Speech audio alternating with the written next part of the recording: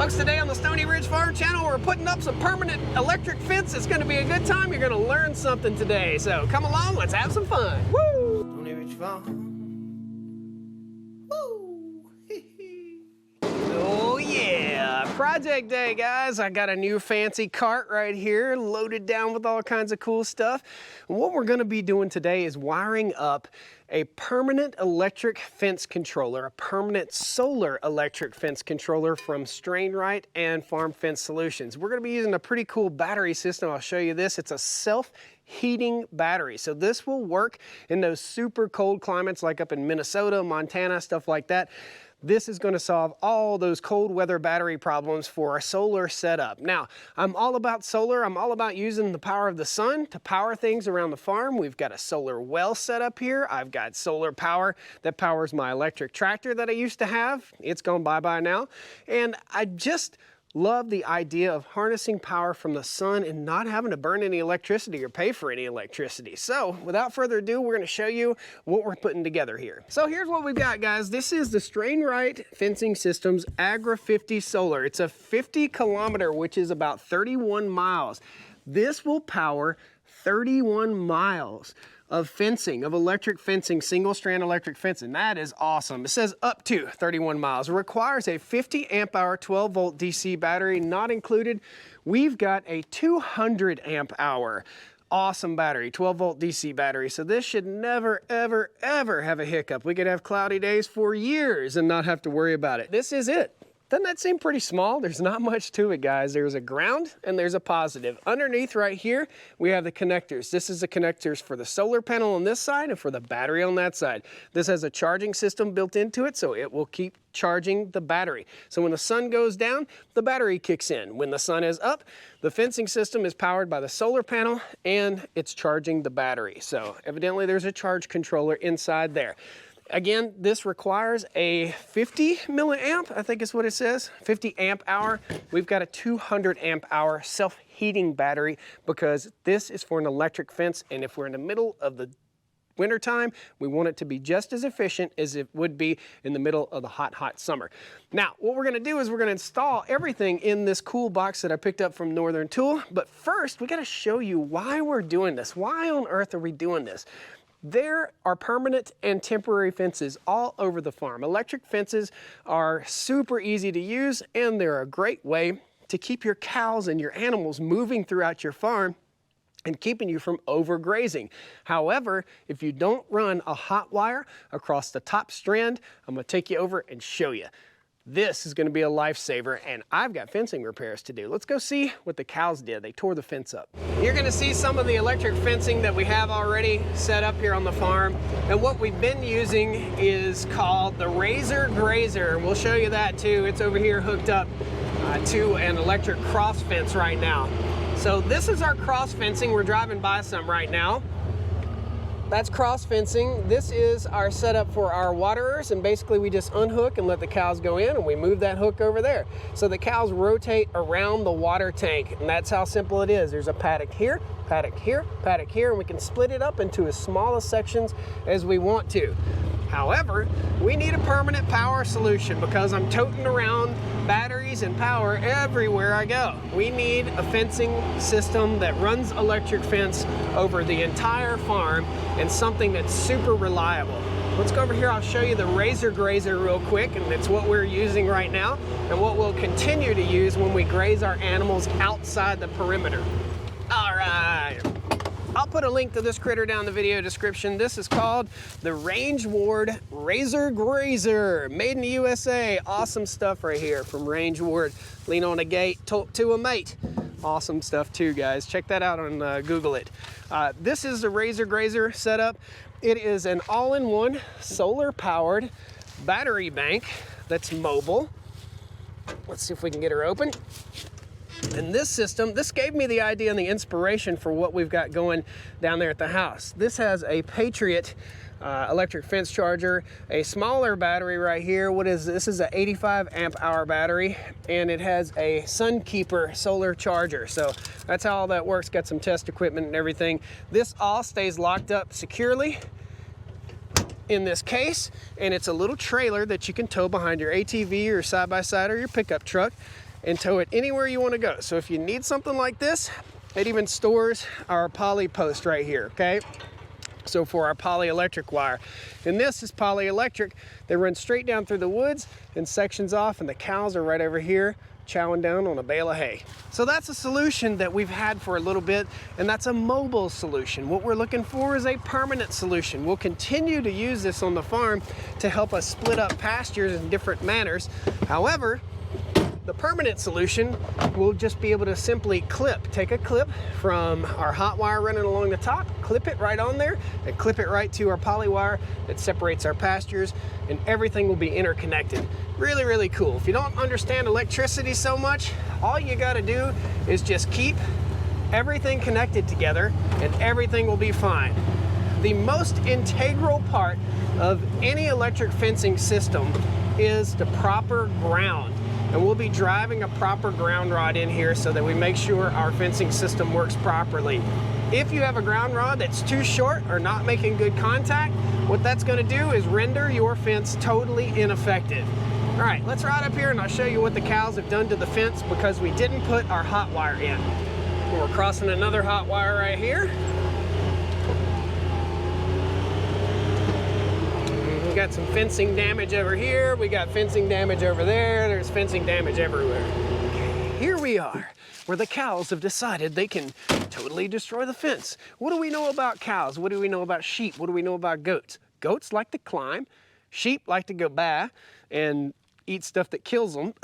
And cows like to rub. And what's happened here is the cows have taken their neck and went right across the fence. Check it out. So they've damaged the fence pretty good here, okay? The cool thing about this Merriweather woven wire is that we can pull this back up and totally restore it. But you can see the hair on there, and you can see where the cows have simply been rubbing. That makes good bird nest later on. But they've tore the fence up a little bit here. They pressed down on the fence there, all the way down through here because this is an area that has plenty of shade in the summertime. So they hang out right here, and they tear up the fence. Let's cruise on over here just a little bit. What we want to do is we don't want to provide a physical barrier because this provides a physical barrier. What we want to do is provide a psychological barrier that keeps them from touching the fence. In a place like this, we still may have to run what's called a belly band all the way down the middle. So we may have to put an insulator on the post here and an insulator on the post here and run an electric fence line right down the middle to keep them from rubbing their bellies on here. In those high traffic areas, having a belly band is a very, very good idea. And all we'll do is just simply connect the hot wire from the top to the hot wire in the middle. Just that easy. So high traffic areas and problem areas, a belly band is something that's super important. Now, let's go up here and show you what we're going to install over the whole farm. We've only got one section of fencing that we've done this with, and it looks awesome. Close that door. Hang on, Honda.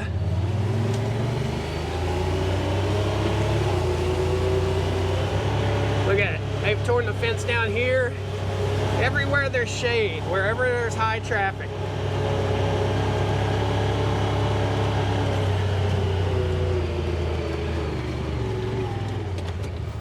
This is a spot that's really busy. We're gonna show you everything you need to know, guys, because there's a lot of information. We'll feed you with a fire hose for a second. So this is our hot wire right here on the very, very top, okay? It doesn't have to be super tight. This is much tighter than the hot wire on the very, very top. This is called a strain right ratchet strainer, okay? And basically it just ratchets the wire tight. So if it ever has a tree fall on it or it gets damaged, you can just ratchet this guy. You can put a wrench on there and you can ratchet it, or it comes with a special tool. That's called a ratchet strainer. All the way over here, I forget what you call this, guys. Post a comment, tell me what you call this. I think it's called an egg. I can't remember. But this ties to the post. This is tied off to the post and insulated from the post. So you see the wire goes right through here, and this is not hot, and then this will be hot. So this will have the electric fence connected to it. Now, if we look down the post just a little bit further, and all this stuff's available at Farm Fence Solutions, right here, this critter is on every line post all the way down through here. So it just follows the line and the contour of the post, okay? Contour of the land. It flops around in there just a little bit. It's not permanently tied in. In other words, if you need to take this loose, you can take it loose. It just comes right out right there, and it's just screwed right to the post. You can do this on a wood post, or you can do it on a metal post, just like we have right here. Now, what do you do at a gate? What the heck do you do? Like, how do you get power from here all the way over to there? Here's how you do it. So we've got some insulated wire, and we'll tie in right here with a crimp, okay? And we'll take our insulated wire, and we'll loop down here. We'll go right down the post, and we'll take a edger, and we will cut a small ditch. And that small ditch will be cut right through here, all the way through where the gate is open. Then our insulated wire will come right up the post and tie right in right here, and then go right on down the line.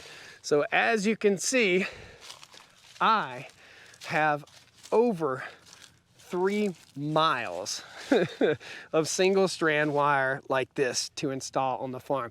That's gonna be a job, and I've got a bunch of buddies that are gonna come in for a little weekend warrior project, and we're gonna knock that out here on the farm. So all the insulators have to go on, and then I'll get the boys up here. We'll make sure the wire doesn't tangle up, and we'll just run with it, guys. So that's gonna be fun. Stay tuned for a future video. Let's go down and wire up this electric fencing system. By the way, this is a Honda Pioneer 1006. Love it. It's been absolutely fantastic. Dual clutch transmission. This thing is a rock star. Awesome. Let's go.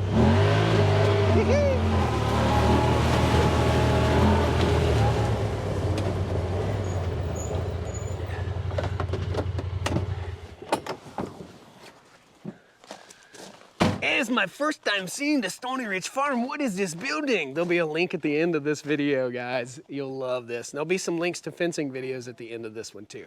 Let's get busy on this stuff. It's a lot of stuff. Before I even get started wiring this up, this battery is bad, dude. This is awesome. This is the Power US LifePo 4. Preheating 12.8 volt, 200 amp hour battery. This thing is a monster of a battery, and it's self-heating. So if you're out in Montana, or if you're in somewhere that's really, really cold and you want to keep your cows in and you're remote, this will warm itself up, so those cold battery problems are not a problem. Really, really cool. I haven't opened it up or anything like that. I just know that's positive, that's negative, and it weighs probably about 40 pounds, something like that. That is going inside this box that I picked up from Northern Tool. Let's lay it all out for you. I've already pre-wired some of this stuff. This is a battery gauge, a battery meter. I guess I can pull the protective tape off of that. I don't know. I kind of like leaving that stuff on there. Yeah, there we go. That's a battery gauge. That's a battery meter that's going to go on the box that the battery is stored in. I'm going to try to keep as much of this out of the weather as I possibly can so that it doesn't get damaged. It doesn't get rained on, doesn't get wet. And if we can keep it out of the weather, I think it's going to last quite a bit longer.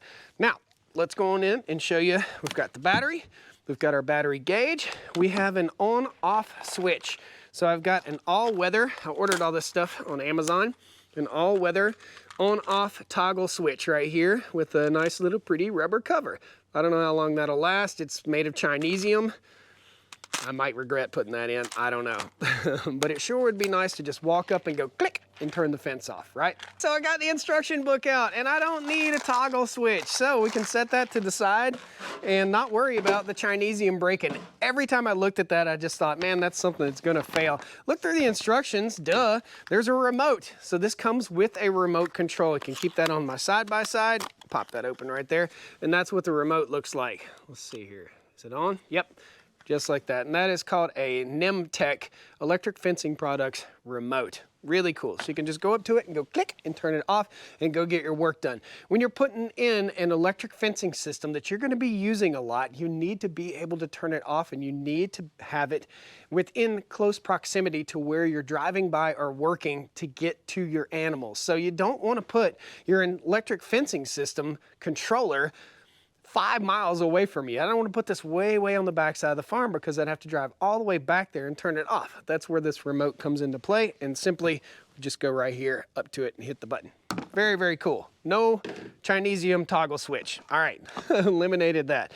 I do, however, want to walk up to my box where everything is and be able to figure out how much juice I've got in my battery. So we will hook that up. We will put this battery in this box. So without further ado, I'm going to start putting things together, and I'll talk you guys through it as I get it done, and then we'll walk you through the entire system. There will be a link, and potentially I can get a discount code for you guys if you're interested in picking up one of these monster batteries. This thing is going to be awesome. I'm going to take this, actually in its original packaging, it's got a sleeve, and I'm going to sit it down in here. Down in this box right here, this came from Northern Tool, is our solar panel setup, and that solar panel is going to mount to a post. So we'll just go ahead and get it out here and set it down right there, kind of out of the way. Be careful, that's glass. We want it angled, and we want it to be facing southward, okay, since we're in the northern hemisphere. This I couldn't use, but this I can use. So that's what I'm going to use to mount my solar panel to my post. Really cool. Got a few tools in here, a few things already set aside, ready to rock and roll. A little bit of extra wire and instruction manual. Need to read those instructions. I bought some grommets from Lowe's so that I could run the power cord out of this critter. So we'll get the drill out and start drilling, and we're going to go ahead and install our battery gauge. So this is part of the shipping container that this battery came in. I'm actually going to try and slip this down in here so it doesn't flop around so much, and so it's kind of cushioned. Man, that fits just right in there. Got some extra little goodies right here, little batteries that we'll be using, and we're going to set the battery over in there. Oh, baby, I'm going to say that thing weighs 45 pounds, something like that. I don't know about kilograms. I don't know about all that jazz. So go ahead and take this guy loose. Let's just double check, make sure our battery meter works. I tested it yesterday, but I want to double check. Just going to test her out, make sure it's going to work here. That's our negative, that's our positive. And we're at 96%, I think. 94, 100. I'm gonna go right here and mount her up where it will reach. Actually, it's gonna be right there. That's where it's gonna reach. I wanna make this as level and as pretty as we possibly can, and we wanna make sure that our lid goes down and does not interfere, which it does not. I'll mount this crooked and I'll feel bad forever. So we'll hold this in place. Just use our razor knife as a scribe.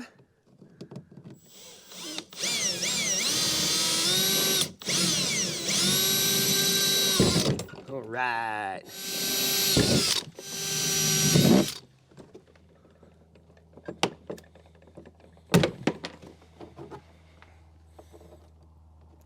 Need a little trimmage. You can always take more off, but you can't put more back.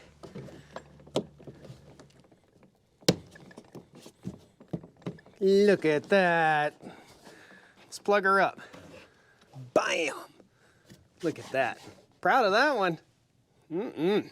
So we're gonna mount our Agra 50 Solar from Strainrite inside this box. The way we're gonna mount this is we're actually gonna Velcro it to the top of this battery right here, okay? So everything stays fairly warm. This mounting bracket won't be needed. I'll save it just in case I do need it. However, might as well just remove it and we'll go ahead and get our Velcro. We've got two-sided Velcro tape and it's heavy-duty industrial stuff, so very, very simple. If you didn't want to mount this in an internal enclosure, all you'd have to do is shoot one screw into your post and then it would set up on that screw. Basically, it just rides on that screw through that groove right there. You can hang it up or you can do what I'm doing.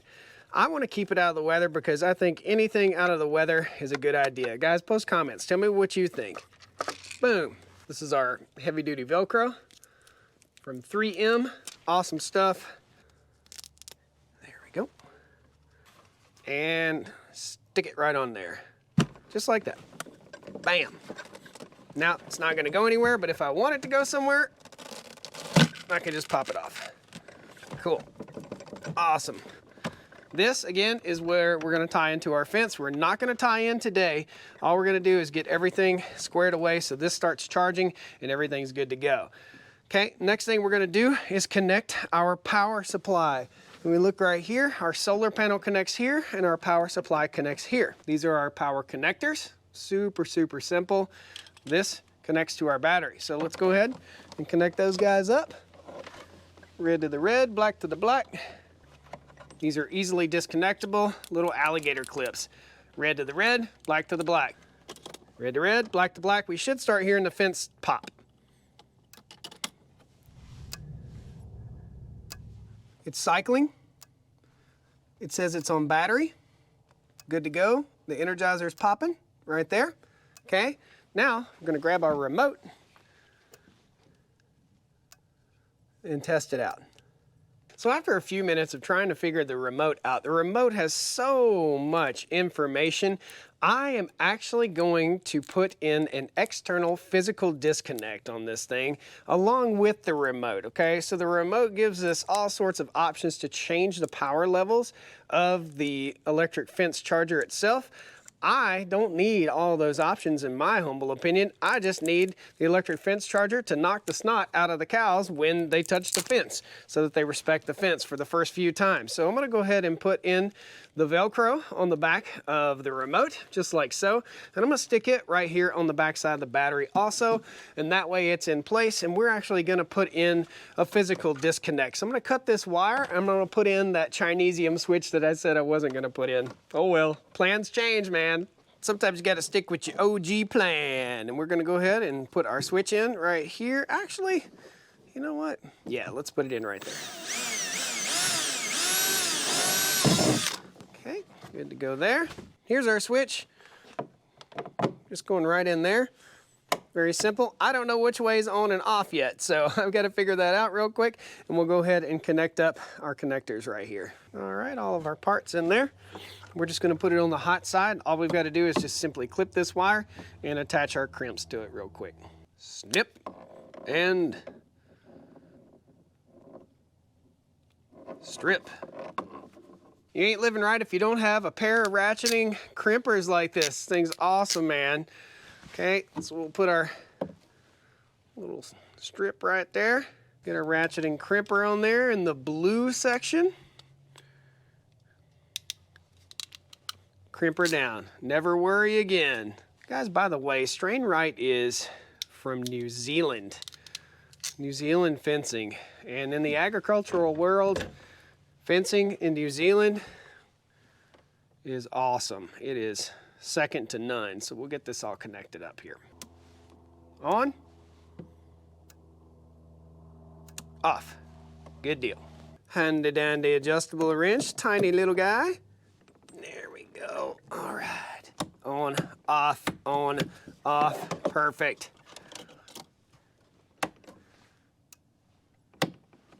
Rad. Got my tools on my tool cart. There'll be links to all this in the video description, by the way, guys. We'll go ahead and snug everything down up here that needs to be snugged. Here comes the solar panel right here, and the solar panel has a mounting bracket system. We won't know exactly what angle to mount it until we get it on the post.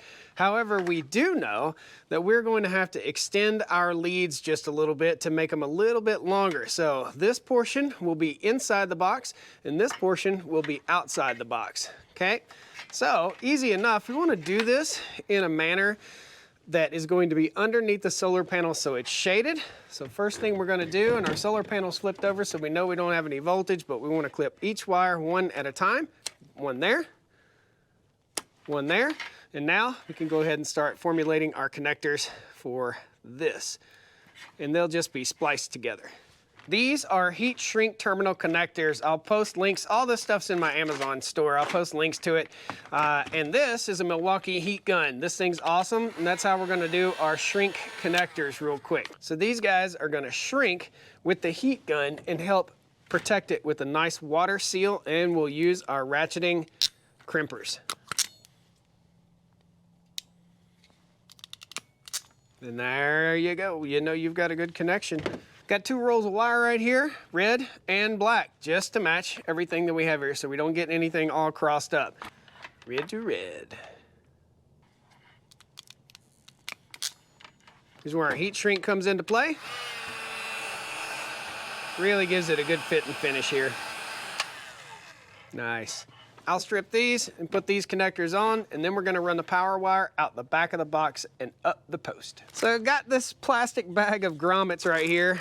We'll just cut this guy open, and we're gonna choose probably the smallest rubber grommet. If you don't know what a grommet is, it's those little critters right there, and we need to drill out a hole and pass our wire through. So we're gonna use this little grommet right here, and that way we don't get water intrusion. And we'll come back and we'll caulk this. We won't come back and caulk it today because the weather's going to be down in the 20s, so the caulk won't dry, but we'll come back tomorrow and caulk it. There's no chance of rain tonight. Let's get this guy mounted in the back of our box.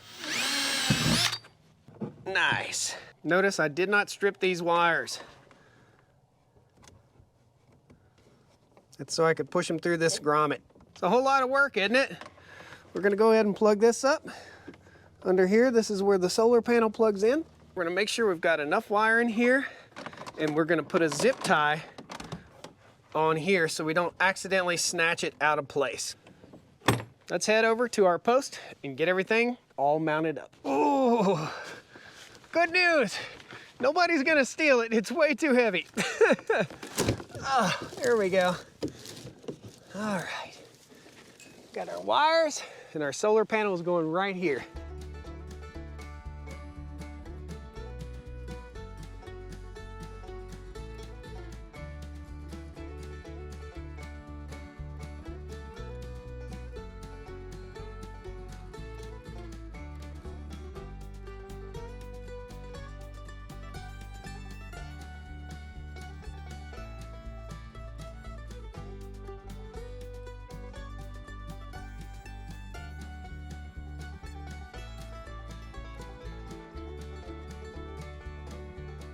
We don't have much light left, guys.